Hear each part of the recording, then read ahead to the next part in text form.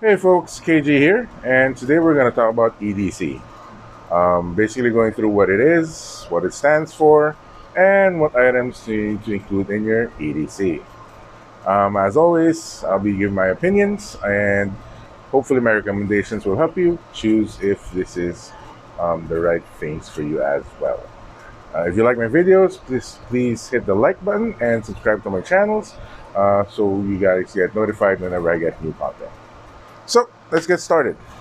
So, what is EDC? EDC basically stands for Everyday Carry. It's really a philosophy, a thought, or whatever you want to call it, of you sort of anticipating what you need on a day to day basis in our day to day lives. So, um, obviously, that's going to vary depending on our lifestyles, where you live, and so on and so forth, what activities you choose to do. But it has three basic premises that each good EDC pack should have. It's basically light, fix, and cut. So obviously, light will mean having a flashlight. Now, you may think, well, my cell phone is a flashlight. That'll work. And yeah, obviously it will. But me personally, I'd rather have a standalone flashlight, if not as to serve as backup, and so I can conserve my battery life if the need arrives. And for me personally, I don't like tactical stuff, so I chose a very minimalist looking flashlight. This one actually even doubles as a power bank, so you have your Type C input charging cable there, your standard Type C charging port. So it can serve as an emergency power bank whenever your phone runs out of juice. So this one is a very simple flashlight. On the other end, you have a Cree light bulb, which produces significant amount of lumens. Honestly, I'm not really into the numbers. As long as the flashlight's bright enough to, lighten up a room, then it's good for me to go.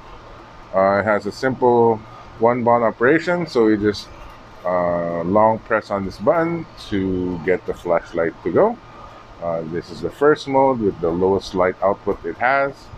This steps up the brightness a bit by tapping on the button. And the third mode is the blinking light that you can use in case of emergencies or when you're out partying. Kidding, guys. So you want to turn, if you cycle it back, it will just go back to the three light modes that it has. To turn it off, you just simply long press and the light goes off. This one also comes with a light diffuser. What that is basically an attachment to the flashlight that instead of you having a straight beam of light, it'll diffuse the light to act sort of like a candle or a lamp. So here's the attachment. Let me turn that on so you can see. It becomes sort of a lamp. Useful when you get power failures and whatnot at home. And you can cycle through to make it brighter and flash it in case of emergencies, and long press again to turn it off. The only thing I don't like about this diffuser is it kind of makes the flashlight look like a let's just call it adult recreational toy. So pop that right off, and that's what I choose for my day-to-day flashlight. Oh, it's from Xiaomi, by the way. So if in case you want to check it out, they should have that available on your favorite Shopee or Lazada stores. Moving on to fix. So here that means you basically need a multi-tool. For me, I chose the Leatherman Wingman. I picked this up about 2013, I'd like to say, from Han Manila. So Leatherman is a solid brand. It's made in the USA. Um, it's made of 420C stainless steel, if I remember correctly. And that's pretty much all the tools I need in my urban living environment. So over here, you have a little knife that you can access without needing to open up the multi-tool. Excuse me. So this one comes in a combo edge. You have your plain edge over here and your serrated edge over there. Serrated edge are useful when you're cutting things like cordage or wires and your plane edge right over there. It has a liner lock, so your blade is not going anywhere. Really gives you a good confidence level that you're not going to cut off your fingers, right? So disengage the lock, you just click on that, and your knife will fold back down. On this side, you got a little pair of scissors that you can pull out. Please remember to engage the lock as well by pushing it in, and you'll hear it pop. When it pops, the spring will engage, and you're good to go with your scissors. Right? Has a little perch over here for your thumb as well. It's just like a flat surface, so it can easily use your scissors. Cool. Now let's fold that back up. Similarly, it has a liner lock just like the knife, so just pop that back down and it'll fold right back down. To open up your multi-tool, you will see that it has needle nose pliers over here, standard pliers over here, and wire cutter over there.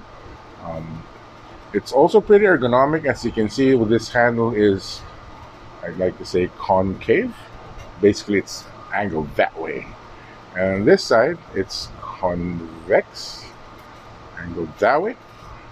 So it really fits in the palm of your hand, with this going to this side and this going to your fingers.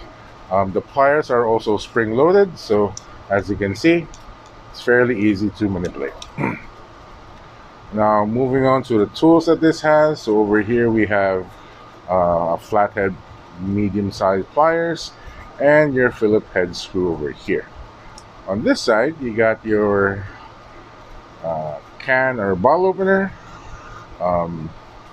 This is a file over here, and it has a small flathead screw over there, and on the other side you got a small ruler, a couple of inches maybe. And the last thing that we have here,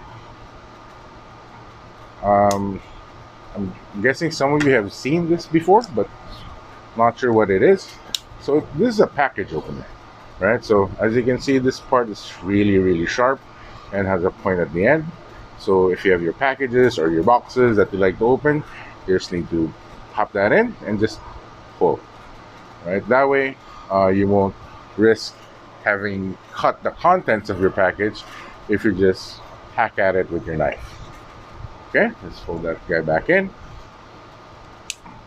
So there are a multitude of multi-tools that you can choose from. I know Gerber makes some, SOG makes some as well. Next Tool, I think, is one of the newest ones that came out to the market. So it's really your preference on what multi-tool to use. I just chose this one because I know Leatherman comes out with good quality items. And as you can see, this thing has survived the test of time. It's been in my possession for about 8 years now, more or less. And it's still alive and kicking. So let's put that over here. Now for cut, that's where your knife comes in. Now you may think, but my multi-tool already has a knife. So if you're thinking about that and you're watching this video, then you're on the wrong channel. Because knives are cool. That's just the bottom line. I love knives. I love playing with them. I love fidgeting with them. And it's always nice to have a backup. So normally when I reach for my knife, I reach for an actual knife. If in case I need a backup, if I don't know, I left my knife at home for some reason, I know I still have a dependable knife on my multi-tool. So this one is the Spyderco Little Native. I posted a video about this as well.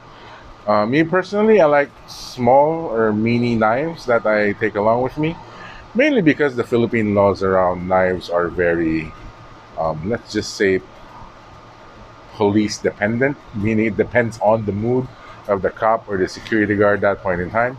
So I like small knives because they're non-threatening, and it's really hard to see that this is a deadly weapon because, dude, it's so tiny.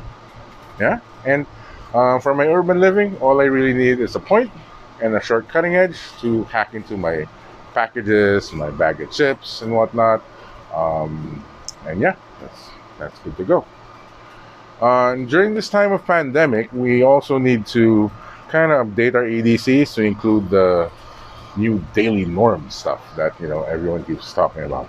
So obviously you need your bottle of alcohol. So I have a aluminum spray bottle that I just refill from my alcohol gallon I have at home. So I chose aluminum because obviously it's a lot sturdier compared to plastic. I know it'll not deform or anything like that, but it's a little big, right? And as you can see, I like to keep my footprint pretty low with stuff in my pockets or the stuff in my bag. So I also recently picked up a um, smaller alcohol bottle that I can hang on to or clip on to the side of my bag. It'll also mean easier access since I don't need to rummage through my bag for it. And I picked this guy up. As you can see, it has a little carabiner over here that can clip onto your bag. And I had it labeled Absolute Vodka just for fun. And you should see the look of the security guards at the mall when they see me walking in with this. Let's put that over here. Obviously, you need a mask. So I just use a normal surgical mask that you can buy off the grocery store at the drugstore because I find them reliable and they're pretty cheap nowadays since the demand and the supply have sort of equaled out. Comes in around, I don't know, maybe $20 a piece. Some even 10 or 15 bucks. You can pick those up in your local drugstore or your grocery store. Lastly, you need a pen because recently all the stores or the malls and the banks require you to fill up a form prior to going in to declare your health conditions and whatnot. And I have that. Yeah, I know it's a cheapo pen, but it works. It's cheap. You can pick it up at the National Bookstore. But yeah, I have been meaning to pick up a better pen soon. Again, I'm not very much into all of them tactical stuff that you see online. So maybe I'll just pick up a Parker pen or a Cross pen next time I'm in National Bookstore. All right. So yeah, that's all I got for you today. Hope this video helped you a little bit and take care. Bye bye.